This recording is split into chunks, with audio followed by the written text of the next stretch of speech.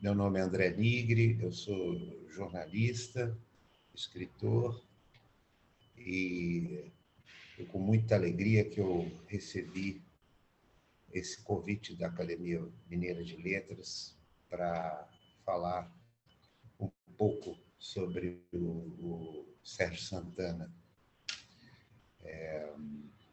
Agradeço à Academia Mineira de Letras, a presidente, o convite. Pode ser que algumas coisas que eu diga aqui já tenham sido ditas por outras pessoas. A minha intenção nesse tempo é abordar um pouco a formação estética do Sérgio Santana. Eu tive a sorte, o privilégio de conhecer o Sérgio há 3 anos, para fazer uma entrevista para o Suplemento Literário de Minas Gerais, a convite de um amigo dele, um grande amigo dele de juventude, um ótimo escritor, que é o Jaime Prado. Bom, então eu estive com o Sérgio aqui no Rio, em 2018, fizemos essa entrevista e, para minha sorte, minha felicidade, nos tornamos amigos. Ou tivemos uma certa proximidade.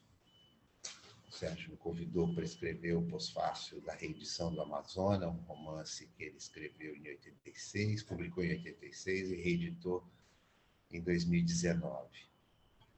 Bem, eu queria começar falando um pouco da juventude do Sérgio em Belo Horizonte e do impacto causado pelo movimento concretista na obra dele. Eu acho que é um fato ainda pouco explorado pela crítica, embora ele reiteradas vezes tenha dito isso. A geração do Sérgio, essa geração nascida nos anos 40, que se torna adulta ali para o fim dos anos 50, mas principalmente nos anos 60, é marcada pelo impacto causado pela estética, pelas ideias concretistas do grupo formado pelos irmãos Campos, o Haroldo e Augusto, e o Décio. E em Belo Horizonte, dos anos 60, dos anos 50 e 60, havia uma espécie de representante, não apenas representante, mas um divulgador desse novo movimento.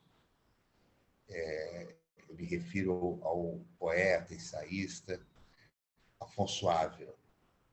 O Afonso tem uma importância muito grande na vida do Sérgio e na formação do Sérgio. Ele me disse isso, e disse isso em entrevistas várias vezes. E para toda aquela geração, essa geração brilhante da literatura brasileira, que, por uma série de fatores, estava em Belo Horizonte. Eu me refiro ao Jaime Prado, ao Sebastião Nunes, ao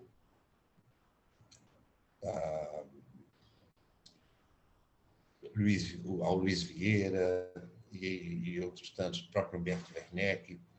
Todos eles estudavam na faculdade de Direito, frequentavam os mesmos lugares em Belo Horizonte, os mesmos bares, a vida boêmia, e certamente trocavam ideias sobre literatura, fizeram revistas de curta duração. Bem, o que caracteriza o concretismo, que não foi apenas um movimento literário, poético, mas também mais abrangente das artes plásticas? É o que eu chamaria de um delírio de honestidade, de uma tentativa de ruptura, naturalmente, com o modernismo. Esse isso assinala boa parte do que se começou a escrever e se produzir a partir dos anos 60, e marcadamente foi decisivo para o Sérgio, né? Eu acredito que o Sérgio ter sido apresentado ao Afonso, que era mais velho que ele, né? Uns 10 anos mais velho que ele, pelo Henri Correia de Araújo, que era sobrinho da Laís, que era mulher do Afonso. E logo de cara, o Afonso recebeu o Sérgio, como todos os outros, com muita generosidade. Essa generosidade que o Sérgio sempre teve para com os outros, para com os mais novos. Bom, essa estética do concretismo, que depois que deu resultados formidáveis nos seus desdobramentos, mesmo na sua ruptura com o neoconcretismo, movimento chamado mais carioca, se caracterizava pela transparência, por essa insistência em mostrar como a obra era feita, qual era o percurso do artista nessa obra. Ora, eu acho que o Sérgio ele é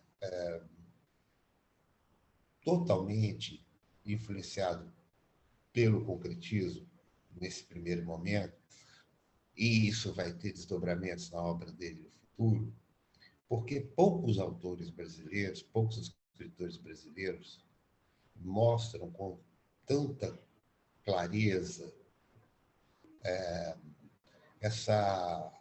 esse percurso entre o percurso que permite, um recurso que permite ao leitor refazer a trajetória do autor. Isso fica muito claro em livros já iniciais do Sérgio, né? Por exemplo, Confissões de Ralph, que é o terceiro livro dele, já fica evidente que ali, no tom de deboche, que aí já é uma marca da personalidade do Sérgio, fica clara essa brincadeira de dizendo, olha, não leve muito a sério o que eu estou fazendo. Quer dizer, o que eu estou fazendo aqui é inventando, né? Essa insistência no novo repercute em toda a obra do Sérgio, né? E eu acho que vai, vamos dizer assim, culminar no livro que certamente o consagra como um dos maiores escritores contemporâneos, que é o Concerto de João Gilberto, no Rio de Janeiro, cujo título é de um conto em que, vamos dizer assim, esse delírio de honestidade está posto de forma muito clara e muito engraçada, muito bem-humorada, não? A determinada altura do conto, o Sérgio diz que, o autor, melhor dizendo, diz que ele cria situações, força situações para que aquilo vire literatura, né? Quer dizer, é uma inversão, não é a memória que vai fecundar a ficção, mas o posicionamento do autor diante de situações que possam levar à ficção. Não é à toa que o Sérgio sempre fez de muito pouco a sua obra. Sua obra, às vezes, não tem quase nada, né?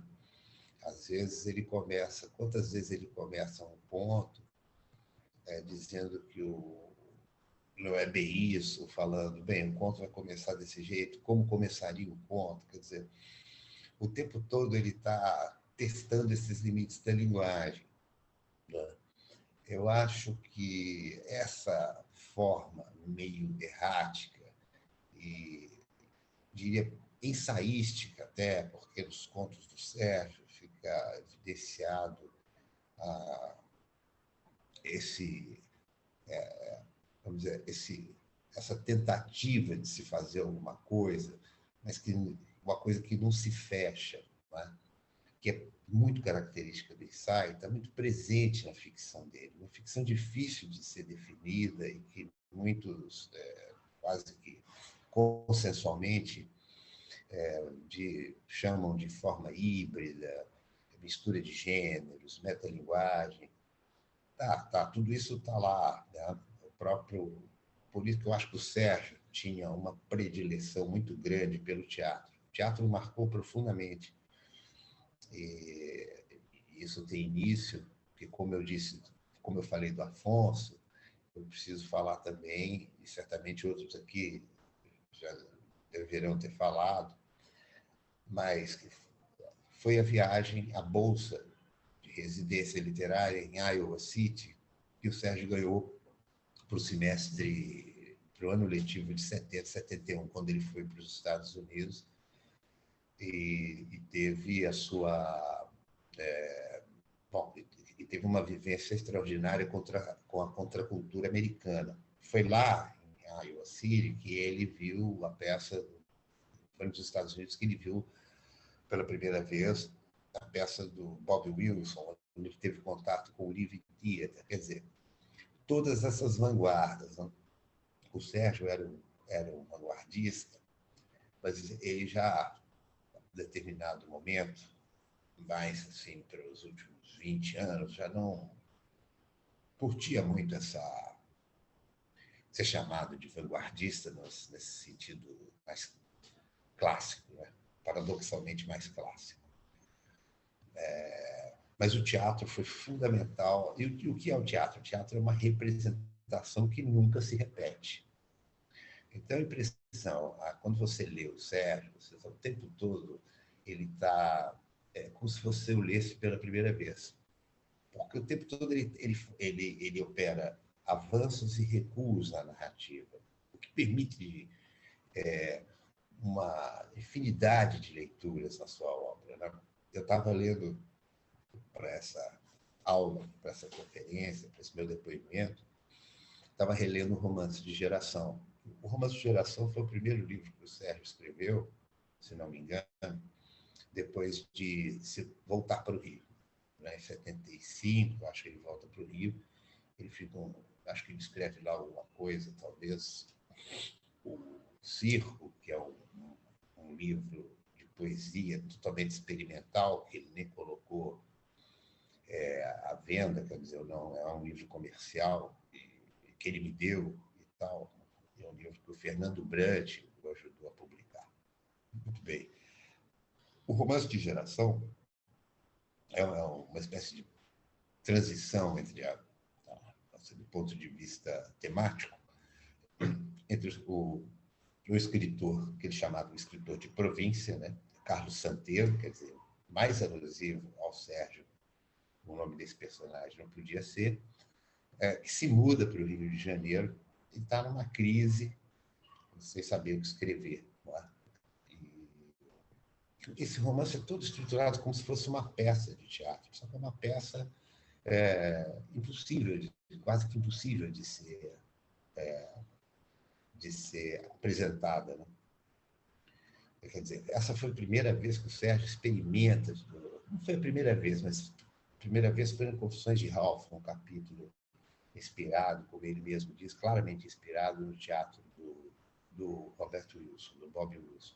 Mas no Romance de Geração, a estética do romance é completamente, vamos dizer assim, diluída numa estética do teatro. Você está lendo aquilo ali como se fosse uma peça.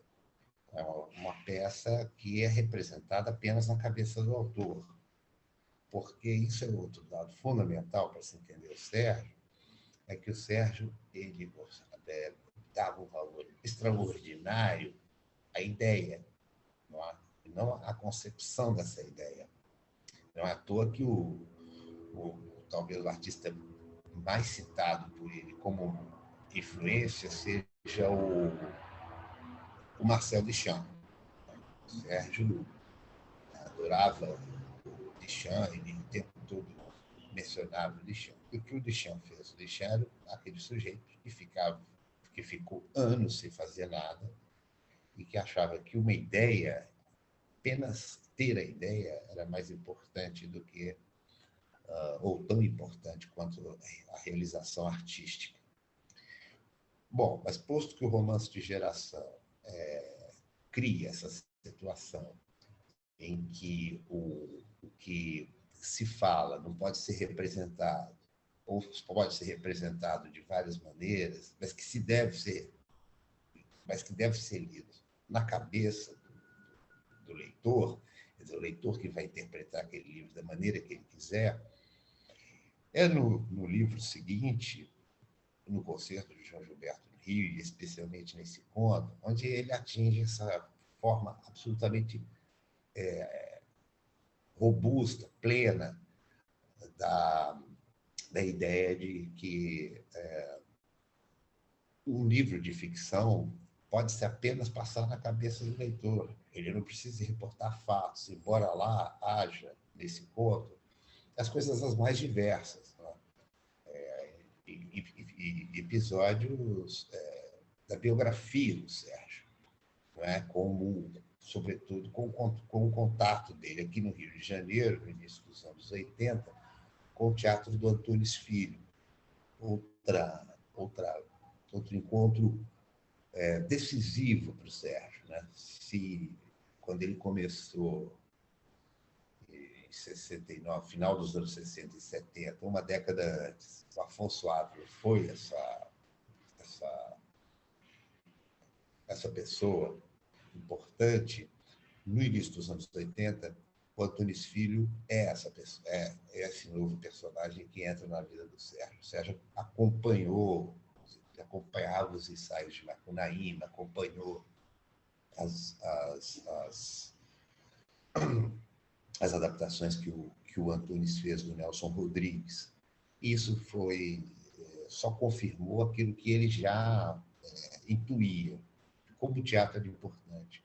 E eu volto a insistir, o teatro é importante para o Sérgio, na minha opinião, porque o teatro não se repete. E a literatura do Sérgio é uma literatura marcada por essa tentativa de não repetição. Eu me lembro, tem uma entrevista que o Sérgio deu quando ele estava, há uns 15 anos, talvez, quando ele estava lançando ali, ele estava fazendo aqueles livros assim mais memorialísticos, né? E como Conto Zero e outros, que o entrevistador fez uma observação de que ele estaria assim voltando-se para uma forma mais convencional e se repetindo. Eu lembro como ele ficou irritado ao responder, porque era mentira, ele não estava se repetindo, ele estava simplesmente voltando-se recuando na sua história, quer dizer, estava falando de coisas que aconteceram, ou reelaborando coisas que aconteceram quando ele era criança. Né?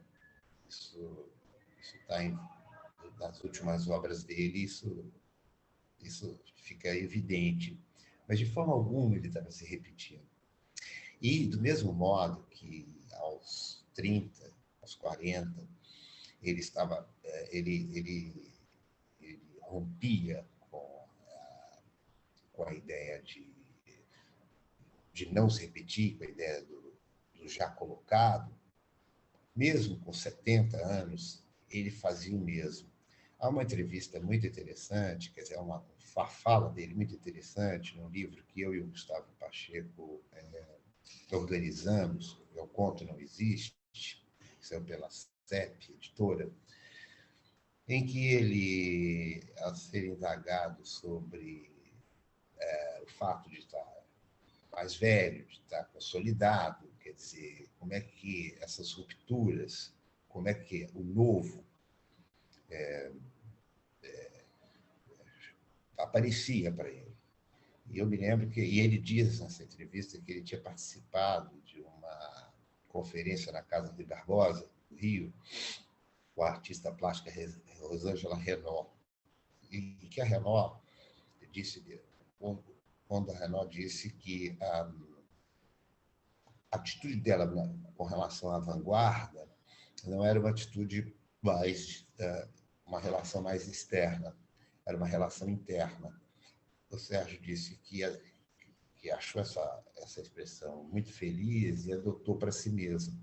Quer dizer, por isso, algum leitor menos atento pode interpretar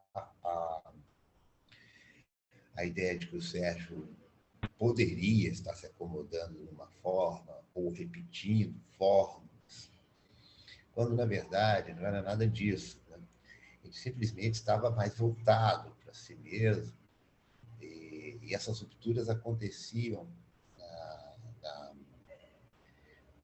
vamos dizer assim, nessa introspecção.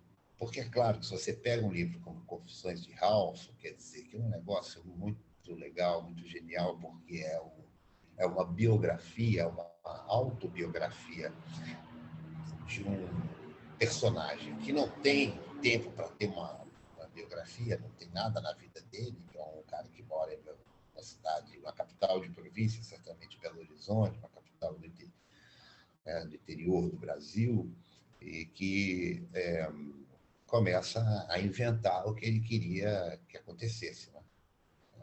Ou seja, assim, a anti-memória. No livro como Conto Zero, por exemplo, ele tem já faz o contrário. Ele já está bem mais velho e ele faz o contrário. Existe uma narrativa lá. Eu falo narrativa, embora essa palavra esteja um pouco surrada, porque era a designação que o Sérgio gostava, adotava. Ele já estava muito embirrado com essa história de conto, não sei o quê. Então, ele dizia que ele não fazia conto, porque não encaixava direito no que ele fazia. Muito bem, mas nesse livro, o Conto Zero, tem lá o Museu da Memória. Quer dizer, o Museu da Memória pode ser visto como uma espécie de anti-Ralph nesse sentido, quer dizer, agora o autor, no caso o Sérgio, já tinha vivido muito e resolveu, vamos dizer, de forma fragmentária, contar tudo o que se passou antes, né? Antes na vida, vários acontecimentos na vida dele, tudo misturado, tudo fragmentário, não uma ordem exatamente cronológica. Então, isso que eu acho que seria o que ele denominou, a partir da expressão da Renault, como ruptura interna de vanguarda. Né? Outra característica da obra do Sérgio, que eu acho que vem muito dessa transparência construtiva, construtivismo tardio com as artes plásticas, é o medo de não errar. Quer dizer, o Sérgio ficava muito inconformado com o beletrismo ou com o escrever certinho, de uma maneira um pouco, no que ele tinha razão, conservadora das novas gerações, das gerações posteriores a ele. E eu tendo a concordar com ele. Claro que há exceções, mas o Sérgio não temia o tropeço. Ele gostava de dizer que o caminho se faz ao andar. E esse andar é meio trôpego quando se refere à cultura brasileira. Porque ele tem toda a razão. Tanto é que o cara que ele achava mais genial na cultura da época dele, da nossa época, era o Glauber. Porque o Glauber experimentava, ele não tinha medo de errar. Quer dizer, as coisas, os equipamentos eram precários, as imagens, às vezes, havia erros de sequência, o som, às vezes, não coincidia com a imagem. E, no entanto, aquilo era genial. Quer dizer, eu acho que ele incorporou isso na narrativa dele, embora, contrariando o que ele diz, se há algum escritor que eu tenha conhecido da minha época, da nossa época, que tenha se esforçado para alcançar uma máxima perfeição, esse escritor é o Sérgio. Tá? Porque, veja, o Sérgio era um sujeito de um rigor formal, tamanho, que ele passava anos escrevendo uma história. Ou ele a abandonava, porque naquele momento ele não tinha pressa para escrever a história. Um exemplo disso é o Página Sem Glória, que é uma novela, uma novelinha, como ele disse, sobre um jogador do Fluminense, que era um playboy paulista, enfim. Era uma coisa que ele tinha pensado, acho que nos anos 90, mas que precisava de uma certa pesquisa, não havia internet, não era, estava no início, e ele abandonou e fez aquilo. O Talk Show, que é outro ponto extraordinário, outra novela extraordinária dela, também feito sem pressa alguma. Quer dizer, eu acho que isso é muito raro entre os escritores. Né? Eu acho que essa busca pela perfeição não apenas contraria um pouco essa ideia do fazer torto, do fazer errado, como, vamos dizer assim, ratifica a, a obsessão do Sérgio pela perfeição, que eu acho que ele atingiu em números em quase tudo que ele escreveu. Claro que por exemplo, o romance um livro que ele mais gostava e que eu acho que foi o que nos aproximou foi A Tragédia Brasileira. Eu disse isso a ele e eu não sabia que era o livro que ele mais gostava. E eu acho que isso ele falou, poxa, esse é o livro que eu mais gosto. A Tragédia Brasileira é o livro menos lido do Sérgio, talvez seja o livro mais ousado. Talvez não, eu acho que foi o livro mais ambicioso dele. É um livro que foi publicado pouco depois do Amazonas, se não me engano, em 87. Teve uma reedição pela companhia e é o livro menos lido dele. Nesse livro, eu acho que o Sérgio encontra o equilíbrio entre essas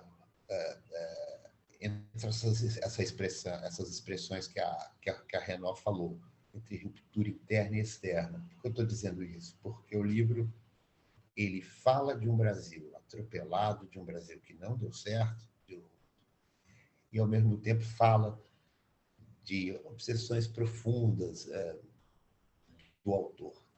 Que isso está em toda a obra do Sérgio, há determinados temas que se repetem. A infância, o descobrimento da sexualidade, do sexo, tudo isso está muito presente, está espalhado na obra do Sérgio toda. E a tragédia brasileira, eu acho que esses dois polos, o interno e o externo, se conjugam perfeitamente.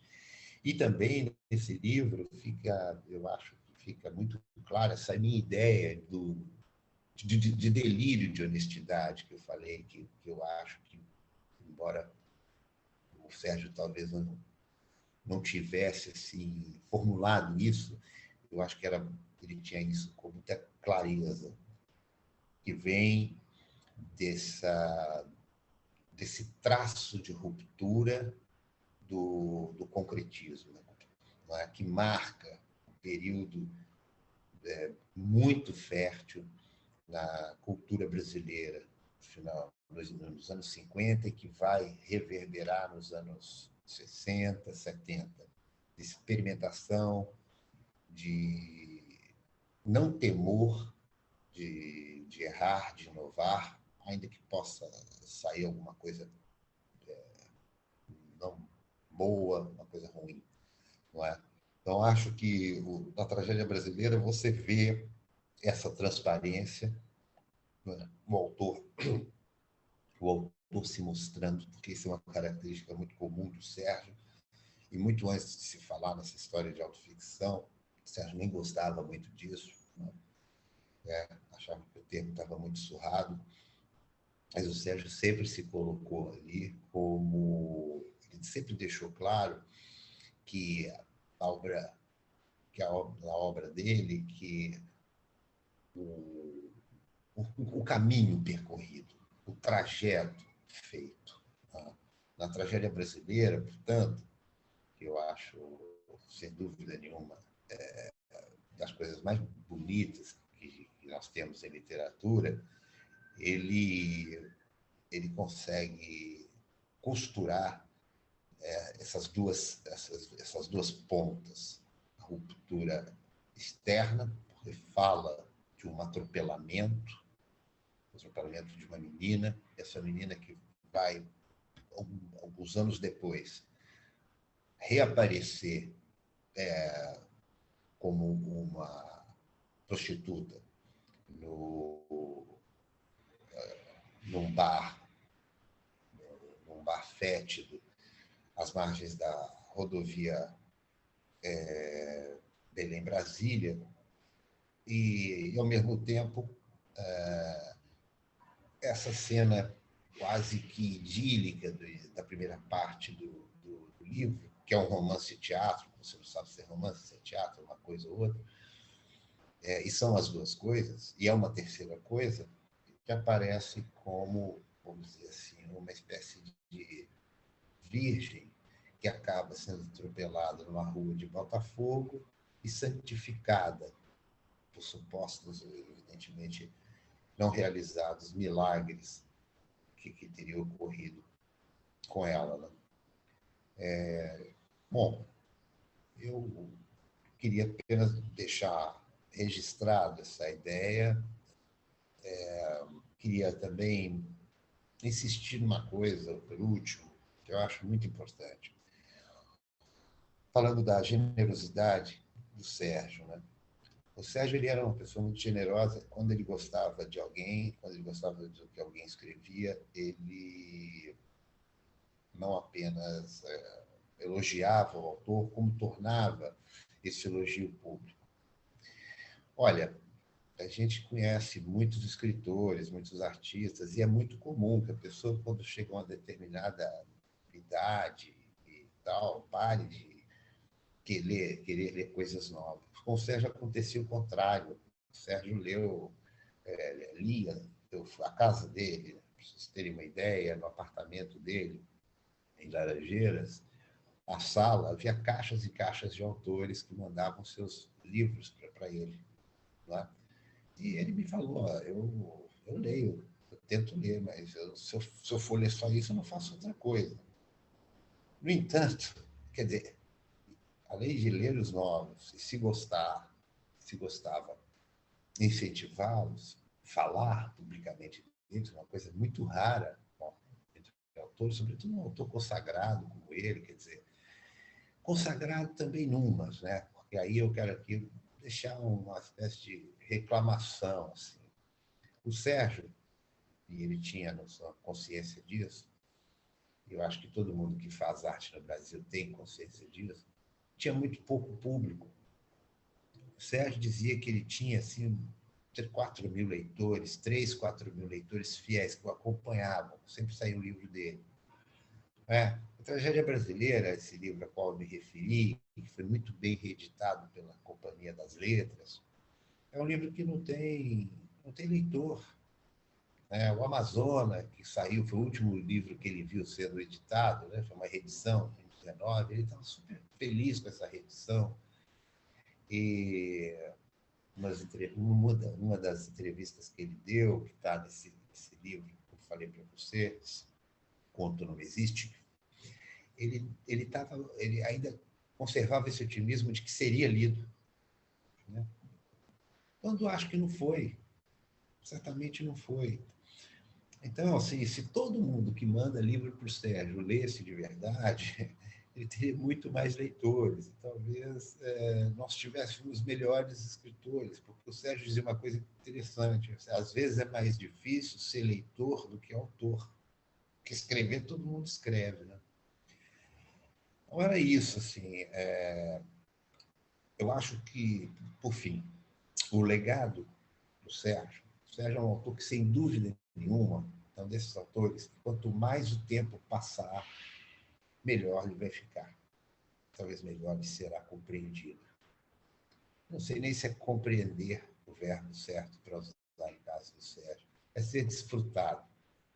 Ele deixou uma obra belíssima, uma obra singularíssima. Ele costumava dizer que o escritor que ele mais gostava entre os contemporâneos era o João Gilberto Noll, outro que não tinha público, porque o Noll escrevia de um jeito que só ele fazia. Era um autor do tipo inimitável. Isso vale para o Sérgio também. Ele é um autor, o Sérgio é um autor que é muito singular, que, embora tenha feito a cabeça de muita gente, a minha também, ele não é passivo, não dá para você emular o estilo do Sérgio. Ele deixou uma obra única. E eu, sinceramente, acredito que é uma obra que tem ainda muito a nos dar, uma obra que irradiou muita beleza, muito significado. Essa minha fala aqui hoje, associando o, a ficção do Sérgio a uma suposta origem construtivista, né, com, com essa honestidade. Quando eu falo honestidade, evidentemente, eu não estou dizendo que o autor está dizendo a verdade sobre ele próprio, não é uma obra confessional. A obra do Sérgio não é uma obra confessional. É a honestidade que, das suas limitações, dos seus, do percurso, não é? Feito, como eu já disse, quer dizer, essa obra cujas estruturas, cujos, cujas vigas ficam muito claras, como se fosse uma casa onde não houvesse paredes, reboco, uma casa de vidro. Acho que quando eu quero dizer isso, isso é só uma interpretação das muitas que eu tenho certeza que ainda virão. Mas, sobretudo, a leitura do Sérgio é fundamental. Qualquer jovem e qualquer pessoa que gosta de literatura de verdade, acho que tem que ler o Sérgio, um autor que já está fazendo muita falta, mas que deixou aí 20 livros, né? 21 livros, e que manteve durante 50 anos de carreira uma qualidade raramente vista numa trajetória tão longa. Eu acho que é isso aí. Muito obrigado.